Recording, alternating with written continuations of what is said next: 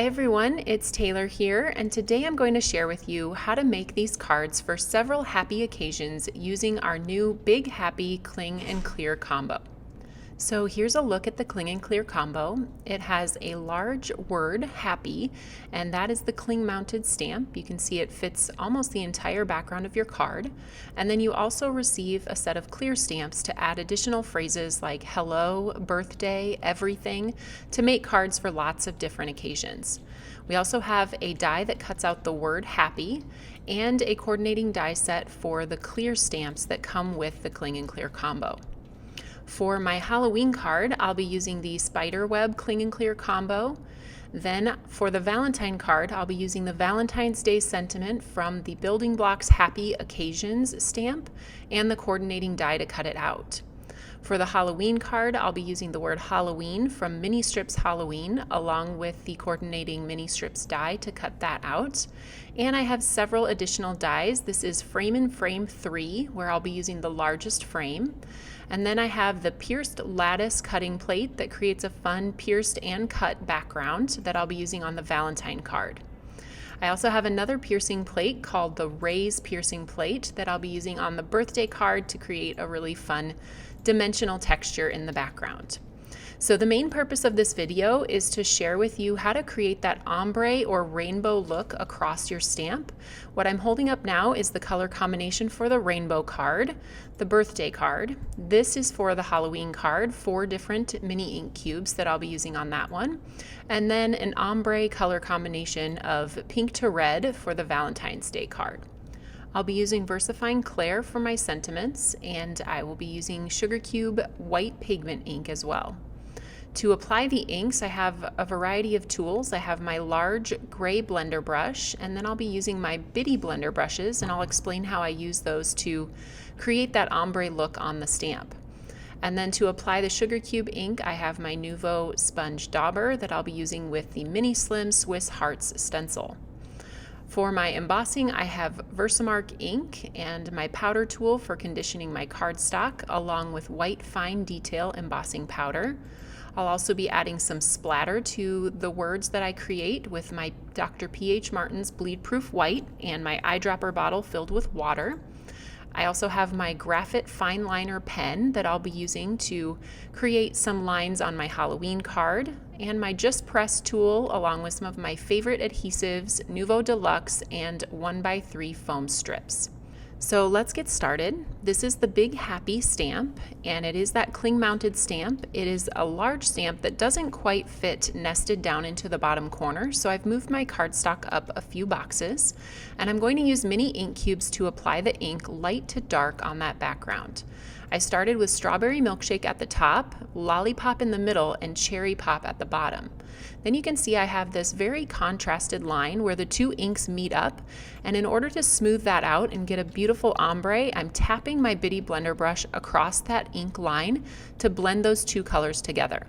And I'm doing that between the Strawberry Milkshake and the Lollipop, and then again between the Lollipop and the Cherry Pop at the bottom. So then I stamp that down and press it with my Just Press tool, and you can see I have a beautiful start of an ombre.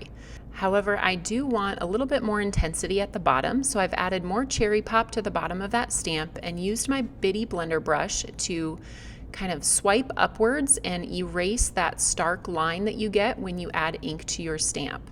I'm doing the same on the Lollipop and then just flicking my blender brush up and down to give that ink a nice transition between colors. I'm going to take similar steps with the Halloween card, this time using 4 mini ink cubes. I started at the top with Peaches and Cream, continued with Candy Corn, Sweet Potato Pie, and the darkest pumpkin at the bottom.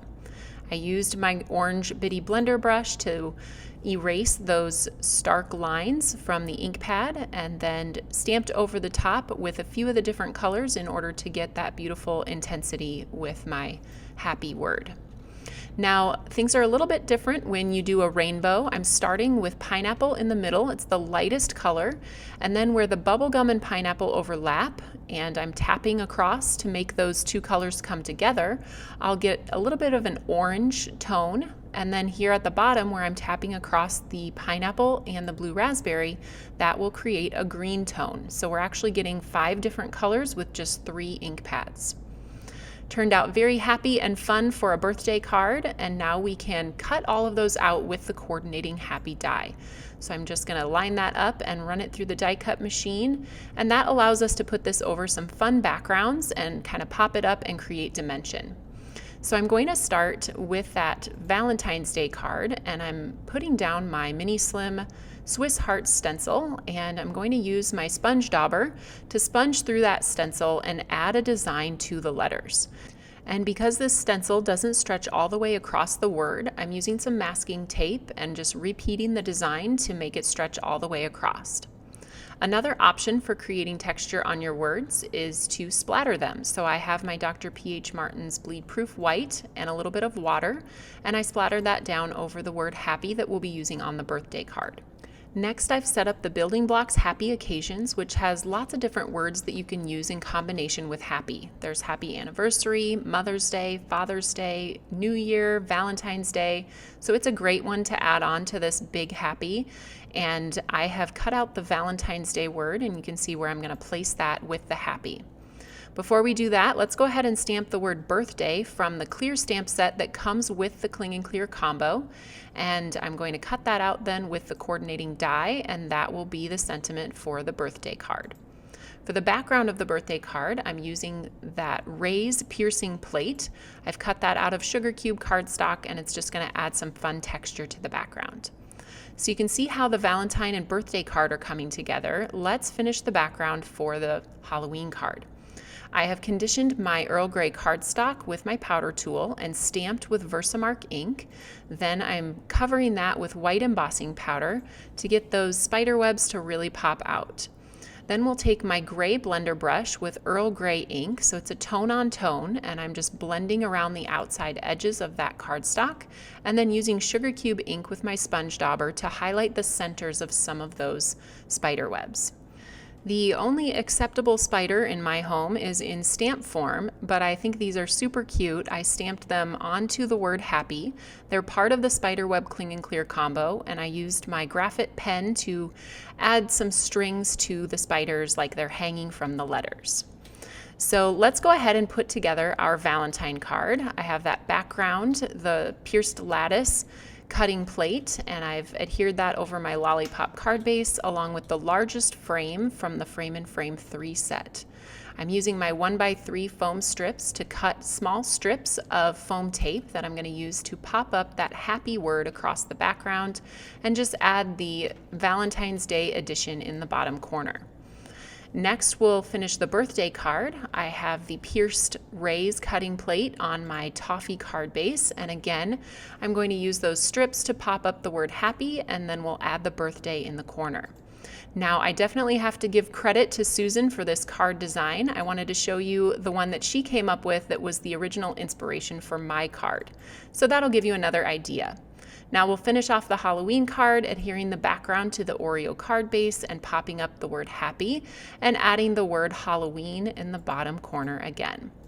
Now you can see how all of these turned out, and hopefully you can envision using this for many happy occasions in the future. You can find all of these products at the Tailored Expressions web store at tailoredexpressions.com.